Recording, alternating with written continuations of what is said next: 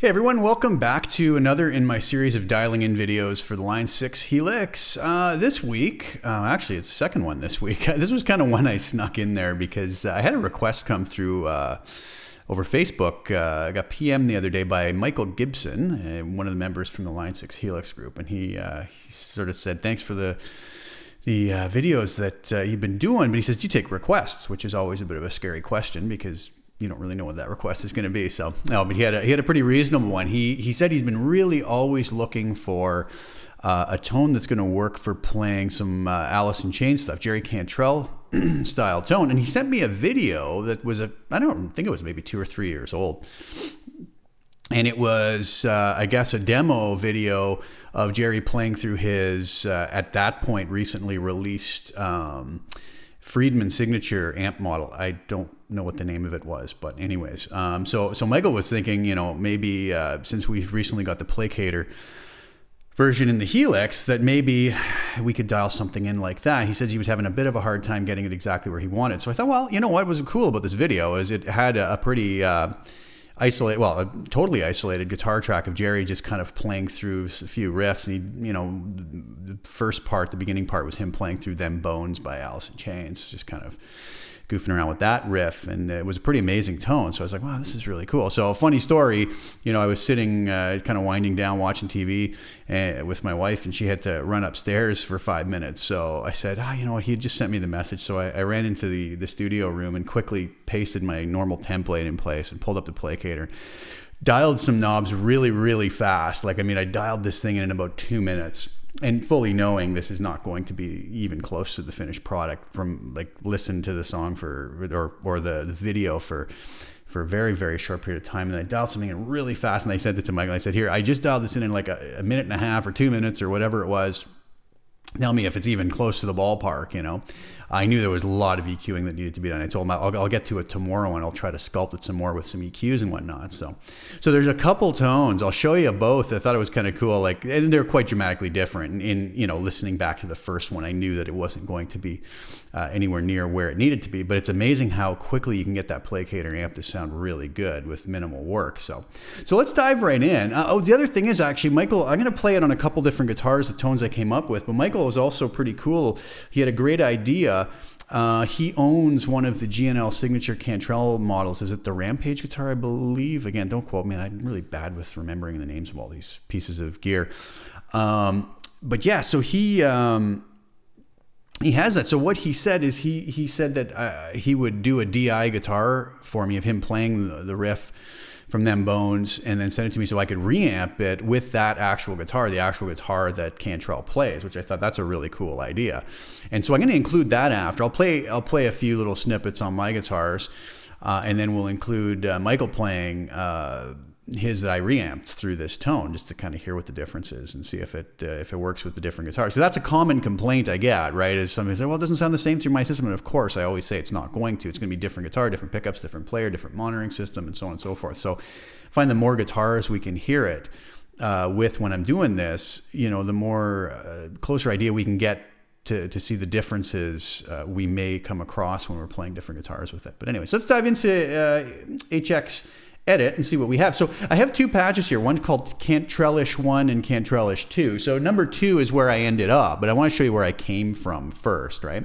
So I pulled up my normal preset template. I turned the delay off because we're not going to be using delay on this. I kept my little dynamic section at the end here normally set to where I normally set it and didn't really play around with it. The EQ, all I have, there's nothing going on other than a 100 hertz low cut and a 12 kilohertz high cut. Pretty standard what I do. I left a little bit of verb on. I just put a room reverb with a 2.0 decay, pre-delay of 10 milliseconds, and a mix of 26%, just to give it a little bit of the sound that the amp was being played in an actual room, right? Not to give it any sort of lush reverb. I don't think these tones really need it. I used my split crossover set at 650 hertz, which is usually kind of where I end up with it. I put the 4038 ribbon mic on, pulled it back 4.5. There was just something really nice about what the bottom end was doing on that mic. It's a very woolly, muddy mic like I've talked about in previous videos, but I kind of tamed that by pulling it back 4.5 inches, but I also boosted all the frequencies above 650 by 5 dB and lowered all the frequencies below 650 by 1 dB. So that's how I kind of handled that. Going over to the amp, I cranked the drive up to 10, bass at 6.5, mids at 5.9, treble at 7.6, presence at 7.6, master at 5, and I kept the HBE off. I kept the fat on, C45 off, and saturation off. Honestly, in my playing with the Placater, I've been kind of liking it with the HBE off, the saturation C45 off, and the fat on. That seems to be just where I end up going. Again, it's my personal preference, kind of meaningless to anybody else. There's probably a lot of people who love those things. So this is what I came up with, and I'm not joking, guys. I dialed this one in about, and it probably going to sound like it. It's not that great. It dialed it in about a minute, just kind of instinctively throwing things up there. And this is what came out of that.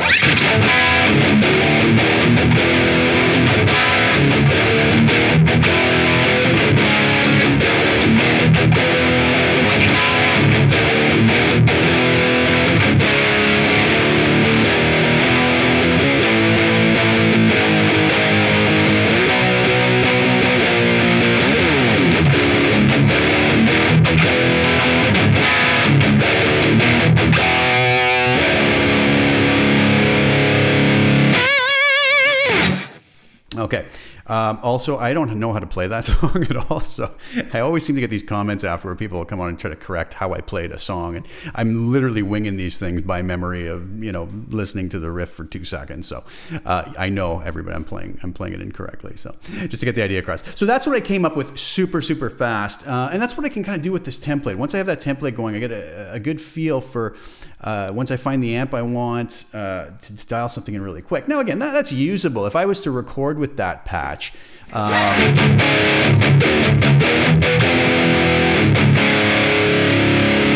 it would work. I mean, I'd probably want to EQ that in the mix or whatever, but so I sent that to Michael and he was like, oh, cool. He sent me back a version of it being played through his G&L Cantrell model. And it sounded actually pretty good. I was pretty happy with it. But the next day when I had more time, I said, okay, I'm going to take a few more minutes here.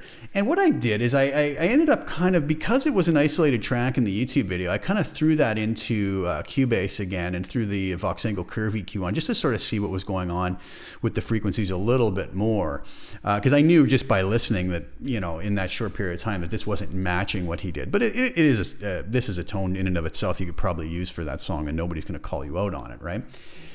So what I noticed is there was a lot of high end missing. There was some lower mids that kind of needed taming. The bottom needed to be boosted up, but in very kind of specific places. So I went into this patch and added, again, here's 4 EQs, right? Everybody's gonna say, yeah, it's crazy. Why would you have so many EQs? But I would really love to see in the Helix, I'm used to working a lot of times within a DAW.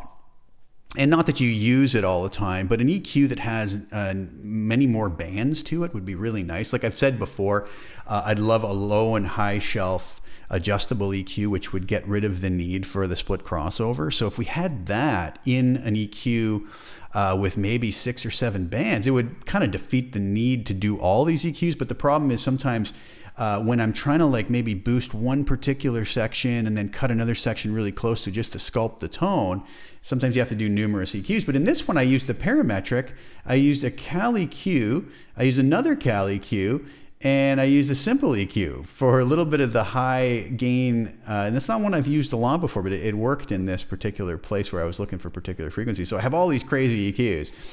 One other thing, sorry to be long-winded about it, but a lot of people will come on when I do these videos with lots of EQs, and they'll say, why don't you just make an IR of these EQs, right? Or of those particular EQ curves, and then just insert it as an IR. And that's a perfectly valid way to do it. I haven't tried it yet, but I mean, it's a pretty simple thing to do. And I'm actually likely going to do a video on how that could be done.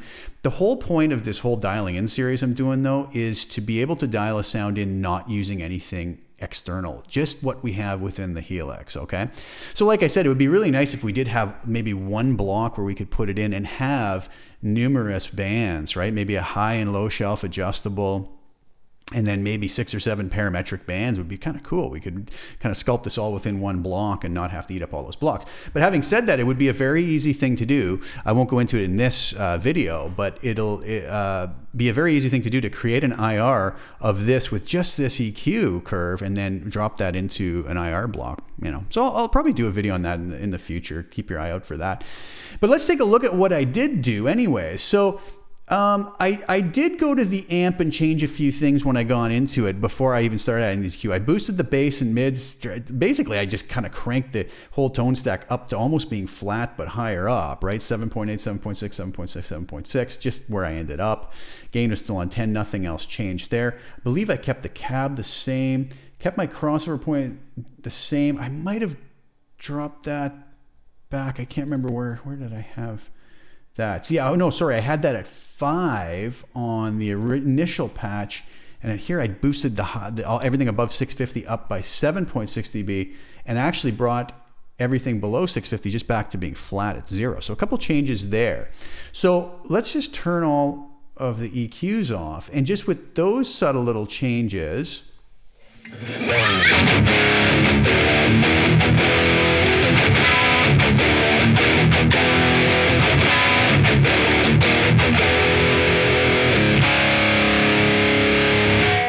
can kind of hear a little bit more crunch on top, right? A little bit more cut. Was still lacking a few things. So I dove in with my parametric, and actually what you did hear there is without it with the low and high cuts too, so that would be a difference. But so I was noticing a few things that I wanted to sculpt out. So I lowered my low cut from the 100 I originally had it at down to the 80, and kept the high cut at 12 kilohertz just to get a little more of that thump in the bottom end. I boosted with a 1.3 Q at 150 hertz by 4 dB to get this bottom that just needed to be brought in. I pulled back 450 hertz with a slightly narrow Q at 2.0 of minus 7 dB. Lots of pulling out in the mids. And the high frequency I set actually to a mid frequency at 1.1 kilohertz with a narrowish Q of 2.7, and I raised that 4 dB. So again, the tone with that off is this.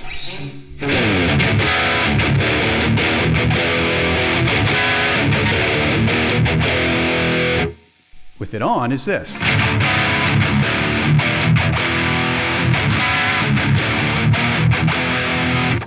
So right away you can hear, just with that, I knew I wasn't going to stick to just that. It just really scooped the mids out and almost lost definition. It wasn't too nice. So I had to come in with graphic EQ, and I went up to 6600 hertz, and I jacked that right up 8.4 dB to get that sizzle up on top. I pulled 2200 hertz out 10 dB. So I was scooping the mids out in a really different way, but then I was adding 8 dB of 750 hertz. You can kind of see the contour. It was like sort of a lower mid, really low mids were scooped, getting a little higher than that were raised, and then scooping below. So there's this kind of hump which I was seeing and hearing in there, and then I really went up on the high. So again, let's turn that off. Listen to the tone again. Make sure that's on. Yeah, okay. So this is without that second EQ.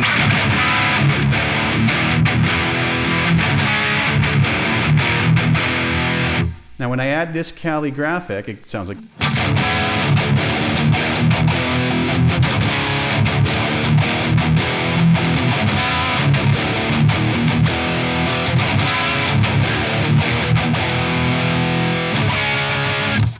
Okay, still pretty scooped in the mids. All right, so then still some more frequencies I wanted to mess around with. I still hadn't got enough of the 2200 hertz out and not enough of the 750 area in, so I added another Cali Q with a little more boost, since I had kind of, I could have just added that here, but because I had maxed out the 2200 down as much as it could go, that's why I added another one, right? If I had more cut, I could have just done it within that block. So I added 2.5 dB to 750 hertz because as I was pulling out the 2200, it was affecting those frequencies as well. So it's a real juggling game when you're doing this, because every move you make in one area affects another area. So you cut here and you go, oh, I got to boost more over here, right? So that's what ended up happening with this. So again, without that EQ, I got these other ones on. Okay, it sounds like this.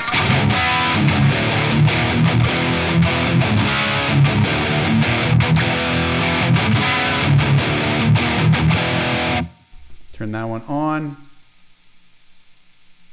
And it's this.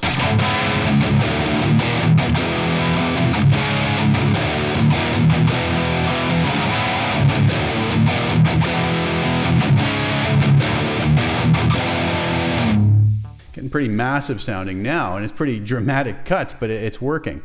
Okay, then there was still a few things that were going on here that I needed to work on, mostly up in the high gain area. So I went to a simple EQ, and I really haven't used this one much. So I wasn't really sure what effect this was going to have. I'm thinking this high gain and low gain are both shelf style EQs, much like what I'm doing with the split crossover, but I just don't know what frequency they're at. So I knew I needed more sizzle in the high end. So I thought I'm going to see what happens when I boost that high gain. And it actually ended up giving me close to what I needed. So I boosted that up 8.2 dB. Crazy when you look at this, right? But it worked for what I was going after. And I went even further into 690 hertz and boosted that up 2.4 dB. So again, without that, it sounded like this.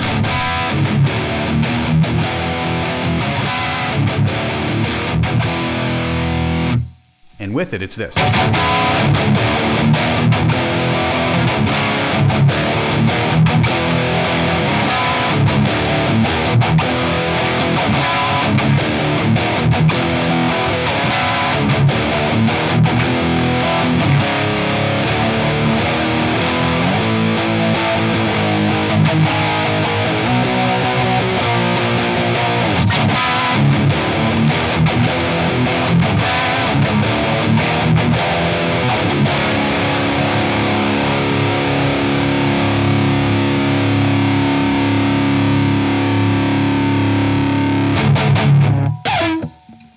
So anyways, I'm at a really low volume here too. I don't monitor very loud when I'm doing these. So I mean, we're going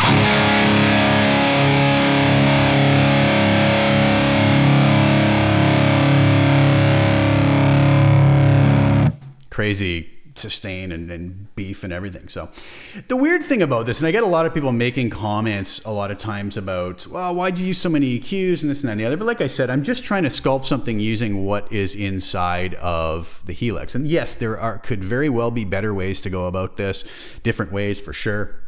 And it's a process, right? Like I said, you're really juggling a lot here because you do something. When I do something to that first EQ, I don't want to go mess with that again. I kind of add another EQ and say, okay, I'm going to just keep that because I'm close and I'm going to make these changes.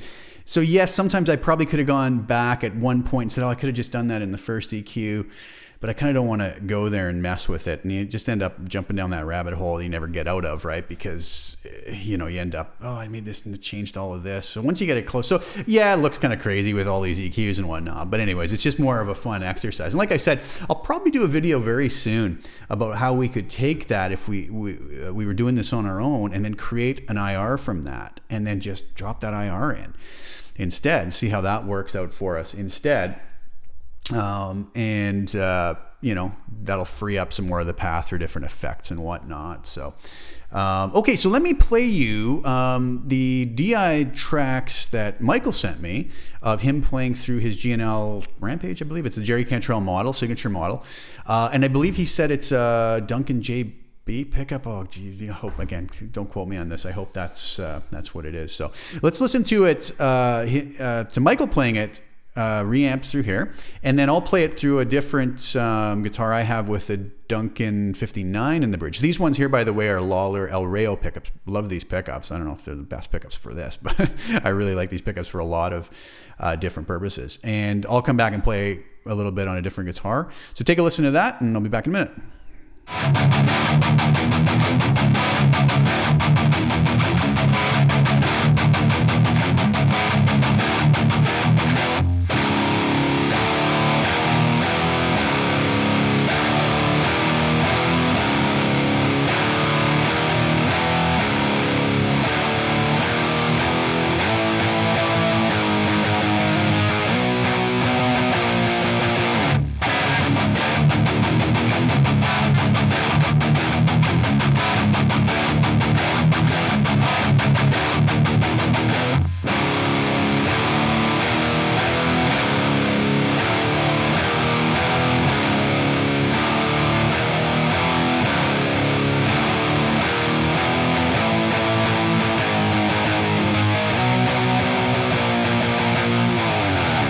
Okay, so big thank you to Michael for that. That was pretty cool. That was a great idea he had. I didn't even really think of that, and that was awesome. So tip of the hat to him for that. So here I am with a different Godin Summit Classic. Like I said, this time I believe this has a Duncan 59 in it. Okay, just to sort of hear what it sounds like with different guitars. So same patch, nothing different. So here we go.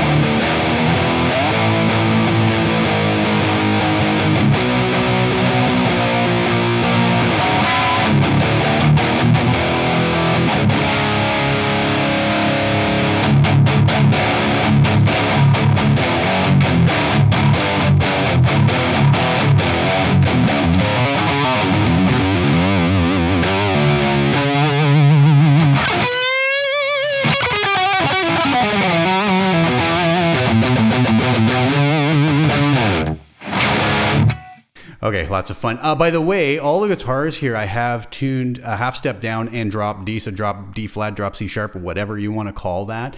I apologize to you, neither of the guitars are really set up for that. I do use 10 to 46 strings, so it's not too bad tension-wise, but if the intonation and tuning's a little off, I apologize. They're probably drifting a little bit as I'm playing, but... Hope you guys enjoyed that. What'd you think? That was a pretty cool one. I didn't really have planned. I do have another one of these videos shot already that was waiting to be released next week, but I thought I'd slide another one in. It was kind of fun. Enjoyed this tone. And I know there's a lot of interest in the Placater, so I thought a lot of people might get some use out of this one.